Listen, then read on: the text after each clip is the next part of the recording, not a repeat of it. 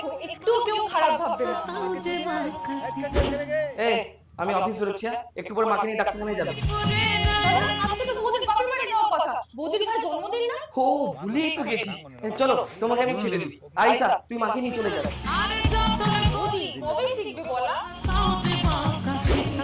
এই দেখো তোমার দাদা কিছু কিছু টাকা দিত, সেগুলো জমি আছে, এতগুলো টাকা হয়েছে।